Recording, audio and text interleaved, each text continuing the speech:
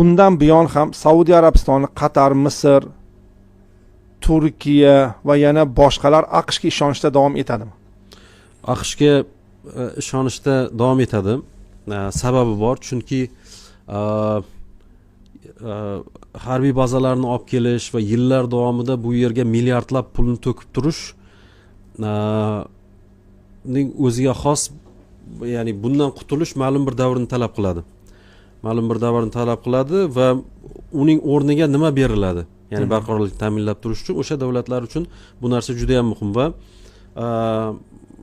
bu paradoks desak ham bo'ladi. U yerdagi diktaturaga ham mana shu ma'qul. Bugungi status quo ma'qul. Uni o'zgarmagan. Ya'ni mana shu ikkiyuzlamachilikning, g'arbning ikkiyuzlamachiligining biri shundan iboratki, ularga diktatura shuning uchun ham kerak bo'lgan ekanda. Ya'ni istibdod bu hech bir madaniyatda, hech bir sivilizatsiyada deylik, ayniqsa bizning sivilizatsiyamizda ham qo'llab-quvvatlanmagan narsa. Bugun nima bo'lishidan qat'iy nazar, deylik, ochiq aytish mumkin, Misr diktaturasi uchun, deylik, siyosiy elitasi uchun bu hali o'zgartiradigan bir turtki emas, ya'ni Qatarga zarba berish o'zgartiradigan turtki emas.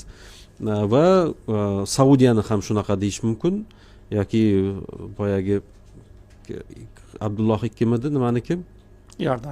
Iordaniyanniki. Bular ham to'liq, ya'ni bu kursni o'zgartiradigan hali darajada emas.